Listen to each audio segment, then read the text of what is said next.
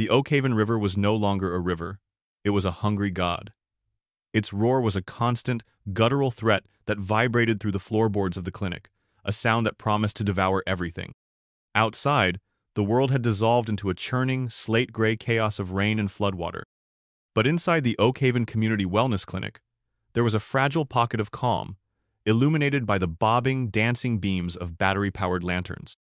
Sarah Jenkins moved through the small, crowded space like a vessel of serenity in a sea of anxiety. Her dark hair was plastered to her forehead, her blue scrubs were damp, but her hands were steady, and her voice was a low, reassuring murmur. "Just a little pressure here, Mrs. Gable," she said, her fingers expertly wrapping a compression bandage around the swollen, paper-thin ankle of an elderly woman. "You'll be back to yelling at the squirrels on your bird feeder in no time." Mrs. Gable managed a weak, watery smile. "They had it coming, dear. Thieving little monsters." The clinic, a project Sarah had poured her entire soul and life savings into, was never meant to be a disaster shelter. It was a converted warehouse in the part of town the city maps didn't like to highlight, a place of last resort for those with no insurance, no options, and no one else to turn to. Tonight, it was a sanctuary for a dozen such people, their faces etched with the fear of losing what little they had to the insatiable river.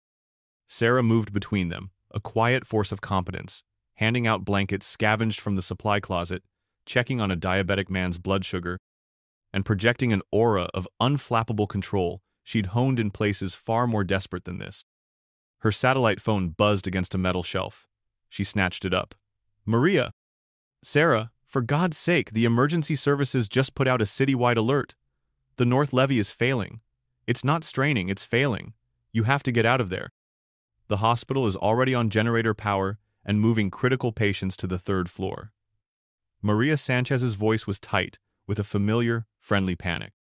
She was Sarah's best friend, her former colleague at the main hospital, and the eternal voice of reason against Sarah's stubborn selflessness. "These people have nowhere else to go, Maria," Sarah said, her eyes sweeping over the huddled group. "This building is on the highest point of the block. We're safer here than trying to navigate that mess out there. I've seen worse." "Afghanistan is not a hurricane, Sarah. This isn't about being tough, it's about being smart." "I'll call you when it's over," Sarah said, her tone leaving no room for argument, and ended the call. She took a deep breath, the air thick with the smell of damp wool and antiseptic. She could handle this. The front door, straining against the wind, suddenly burst open with a violent crack. A blast of wind and rain tore through the room, extinguishing 2 lanterns and making the civilians cry out in alarm. 5 figures, silhouetted against the gray maelstrom, stumbled inside. They were drenched, shivering, their combat fatigues plastered to their bodies like a second skin. U.S. Marines. Their leader, a young man with corporal chevrons on his sleeve and the exhaustion of a veteran on his face, helped a stumbling private through the door. "Sorry for the intrusion, ma'am," he said, his voice hoarse. "Corporal Evans, our Humvee, it's gone. Swept away while we were trying to reach a stranded family on Elm Street." Sarah's posture shifted. The community nurse receded, and the former Army combat medic surfaced. "Any injuries?" she asked, her voice crisp and authoritative. "Just bumps, bruises, and a whole lot of cold, ma'am," Evans replied, his eyes taking in the scene with a soldier's quick assessment. He saw the civilians, the lanterns, the calm woman in scrubs who seemed to be in command. "You've got a real command post here." "We take care of our own," Sarah said simply. "Get your men out of those wet uniforms. There's coffee on the hot plate and blankets in the back. Let's get you warm." A fragile sense of camaraderie settled over the room. The presence of the disciplined, uniformed men seemed to calm the civilians. For half an hour, there was a semblance of order. Then came the violation. It wasn't the front door this time. The clinic's back door, a reinforced steel service entrance, splintered inward with a deafening crash. A man stood there, framed by the storm. He was not a soldier. He was gaunt, his eyes wide and manic, his clothes tattered. In his hand, he held the glint of a long, wicked-looking hunting knife. "Nobody move!" he shrieked, his voice a raw nerve. "Give me the drugs, the money, whatever you got!" He was a looter, a desperate creature birthed by the chaos, and he was dangerously unpredictable. The civilians huddled back, whimpering. The Marines, professional even when off balance, began to move subtly, trying to create a protective cordon. They were unarmed, their service rifles lost with their vehicle, and bound by rules of engagement that made them tragically vulnerable in this situation. "Son, put the knife down," Corporal Evans said, his voice low and steady, taking a slow step forward. "No one here is going to hurt you. Let's just talk." The looter, whose name was Loomis, was too far gone. His paranoid eyes darted around the room and fixed on the uniforms. To his fractured mind, they were the authority, the enemy. "You stay back?" he screamed, his knuckles white on the knife's handle. He lunged. But he didn't lunge for the easy targets, the frightened civilians. He lunged for the symbol of order he so despised, Corporal Evans. The blade sliced through the rain-soaked air, aimed straight for the young Marine's chest. Time seemed to warp, stretching and compressing. Sarah didn't think. She reacted. Years of training, of seeing boys like Evans bleed out in the dust of a foreign land, took over. She moved with a speed that belied her 42 years, a blur of blue scrubs. She shoved Evans hard, sending him stumbling backward over a stack of medical supplies. She put her body where his had been. The first stab was a hot, shocking bolt of lightning in her side. A grunt of pure, animal pain escaped her lips. But she didn't fall. Her feet were planted. Her eyes were locked on the attacker. She was a shield. The second stab followed, lower, in her abdomen. A wave of nausea and blackness threatened to pull her under. The clinic exploded into a symphony of screams and shouts. The other Marines, their restraint shattered by the attack on a civilian on their protector, surged forward. Loomis, wild and feral, stabbed again and again, 4 more times in a frantic, brutal flurry before the combined weight of 2 large Marines slammed him to the floor. Sarah stood for a moment, swaying. She looked down, a detached curiosity washing over her. Her scrubs were a dark, blossoming flower of crimson. She brought a hand to her side, and it came away slick and hot. Corporal Evans was scrambling toward her, his face a mask of horror. "Ma'am! Oh God, ma'am!" He was on his knees, pressing his shaking hands against her deepest wounds, shouting her own instructions back at her. "Pressure! We need to apply pressure!" The roar of the river faded. The screams in the room became a distant echo. The last thing Sarah saw before the world dissolved into blackness was the terrified, grateful face of the young man she had just saved. Then she collapsed. The first thing she registered was the smell, a sterile, chemical sharpness that was nothing like the earthy, metallic scent of her own clinic. The second was the sound, the rhythmic, metronomic beep of a heart monitor, a sound that had been the soundtrack to too much of her life. Sarah's eyelids fluttered open, heavy as lead shutters.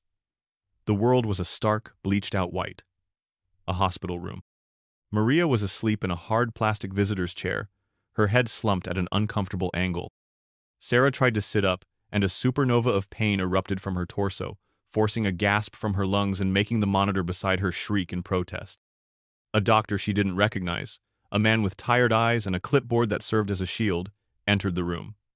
"Miss Jenkins, good to see you're awake. You're very lucky. 6 stab wounds. Lacerations to your diaphragm and liver, and 1 perforated your spleen.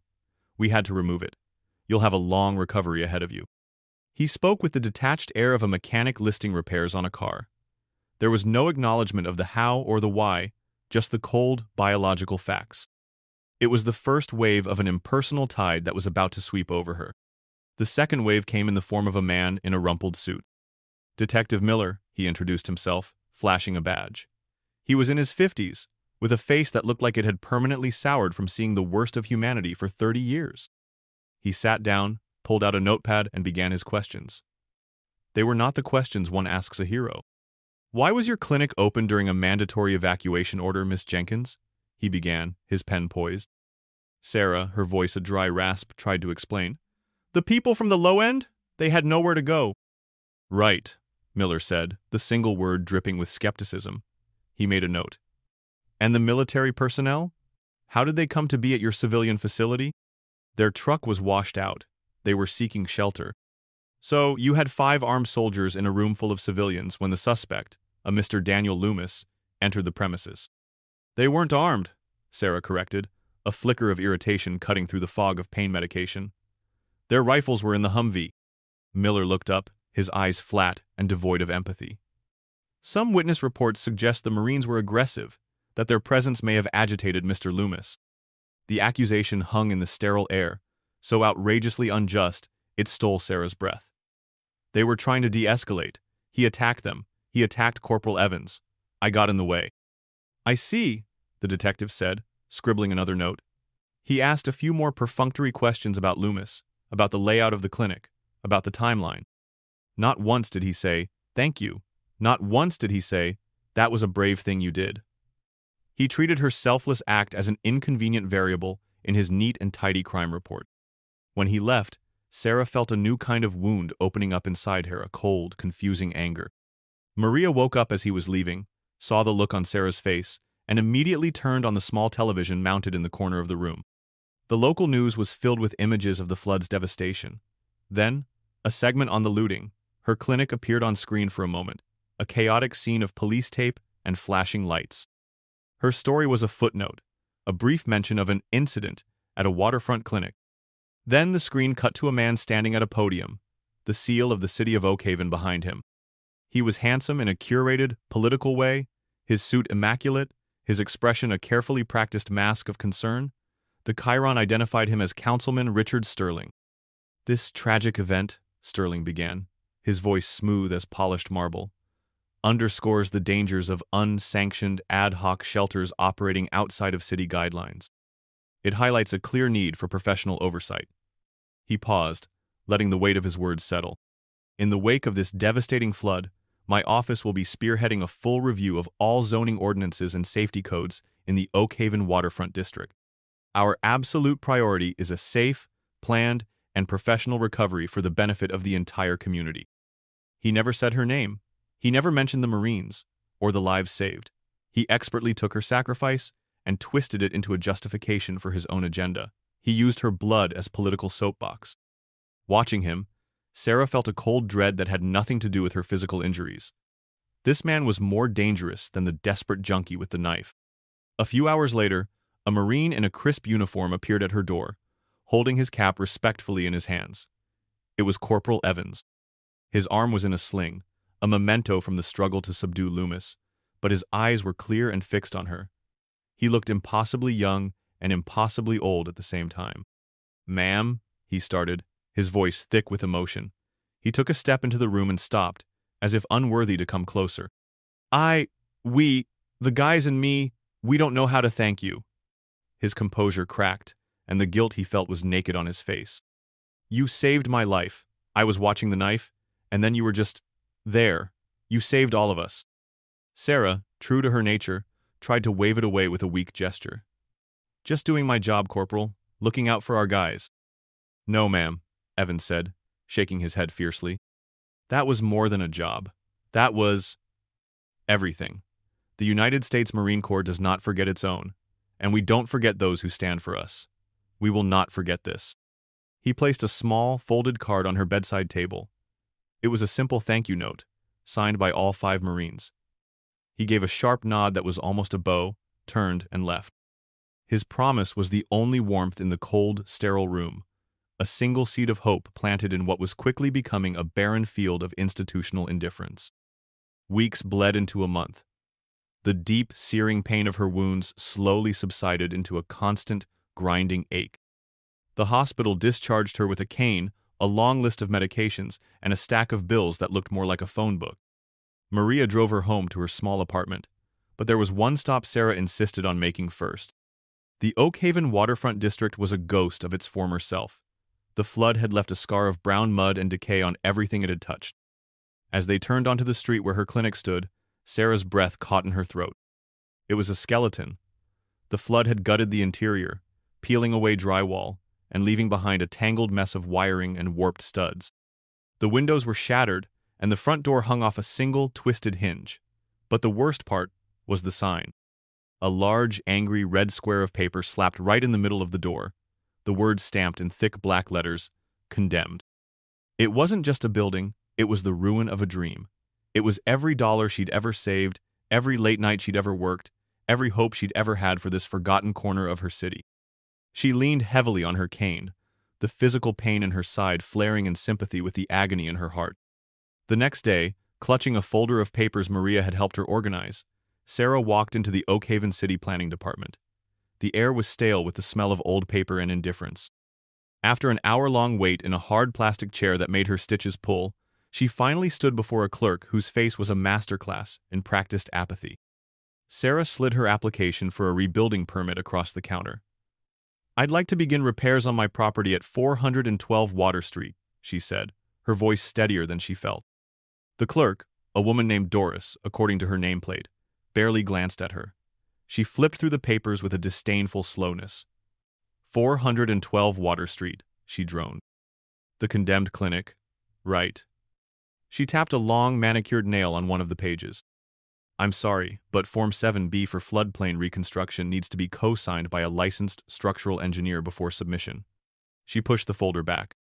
"Also, your original zoning variance for operating a medical facility in a commercial C3 zone expired 2 months ago.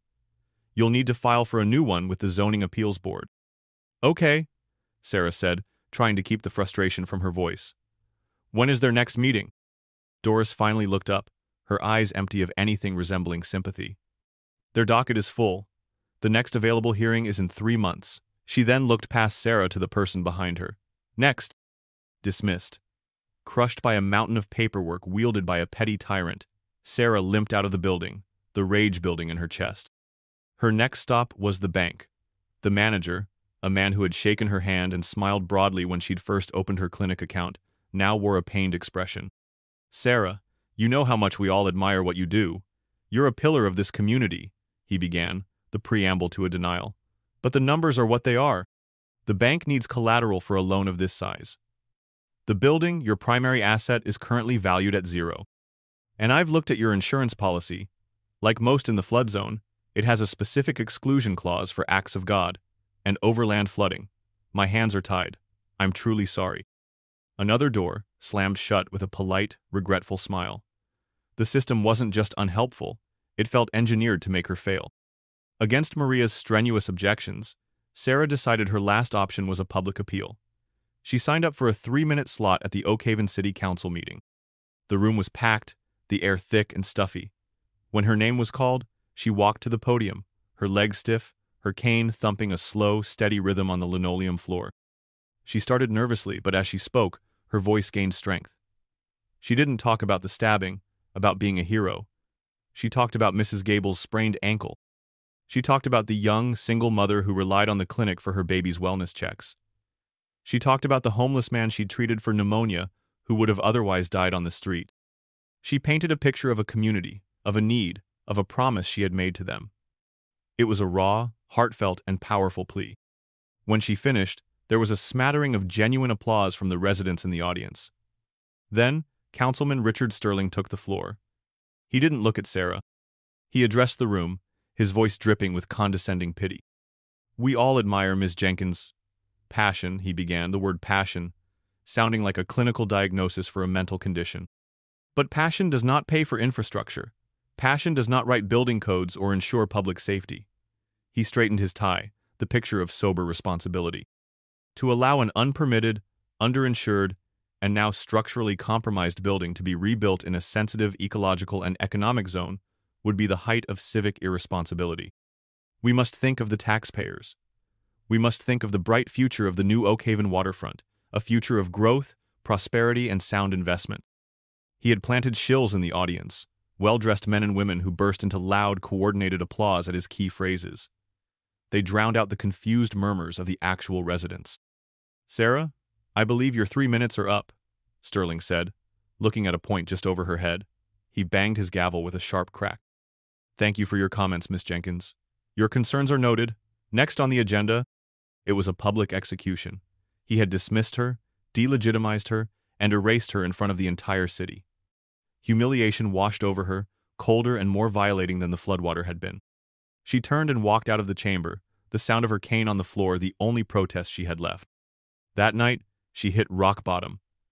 She sat in the dark of her small apartment, the denial letters from the city and the bank spread on the coffee table like a funeral shroud. The physical pain in her side, a constant companion, flared with a vengeance, mirroring the agony of her spirit. Maria was there, her presence a silent, worried vigil. "Sarah, maybe it's too much," she said softly, her voice breaking. "You almost died. You can't fight the whole world." The dam inside Sarah finally broke. The tears she had refused to shed in the hospital, in the face of the detective in the city offices, now came in a hot, silent torrent. "It's not just a building, Maria," she whispered, her body shaking with sobs. "It was everything. It was proof that I could build something instead of just patching things up. And they took it. They just took it. All the fight had gone out of her. The city had won. Sterling had won. Hope was a ghost, and she was utterly, completely alone." Ben Carter had been in the back of that town hall meeting, recording the audio on his phone for his small-time online news blog, the Oakhaven Ledger. He was 28, full of the righteous fire that hadn't yet been extinguished by the realities of the industry. He had watched Councilman Sterling's performance not with a reporter's objectivity, but with a citizen's disgust. He knew a story when he saw one, and this was more than a story. It was an injustice. He found Sarah's number and called her the next day. She was hesitant at first, her voice flat and defeated, but Ben was persistent and sincere. She finally agreed to meet, having nothing left to lose. Ben didn't just write about a zoning dispute. He wove a narrative. He started with the storm, with the Marines, with the 6 stab wounds. He got an emotional, tearful quote from Mrs. Wine Gable, who called Sarah her guardian angel. He even did some digital digging, finding public records that linked 2 of Councilman Sterling's largest campaign donors to a property development firm that had submitted a preliminary proposal for a luxury condo complex on the waterfront, a proposal that encompassed a lot where Sarah's clinic stood. He worked all night, fueled by black coffee and cold fury. The next morning, he published the article. The headline was a punch to the gut. "Local hero who saved 5 Marins stabbed by looter, now being stabbed in the back by City Hall." For the first few hours, it got a few hundred reads, mostly local. Then, someone, a cousin of one of the Marines Sarah had saved, shared it to a massive Marine Corps veterans page on Facebook. The internet caught fire. Veterans are a tribe, fiercely loyal and wired with a deep, instinctual hatred for injustice, especially when it's directed at one of their own or someone who helped them. The story exploded. The link was shared across every branch of the military, active duty, and veteran alike. The narrative transformed instantly. It was no longer a local issue. It was a national story of a hero being betrayed. A montage of screens played out across the country. The share count on Ben's article climbed from hundreds to thousands, then tens of thousands.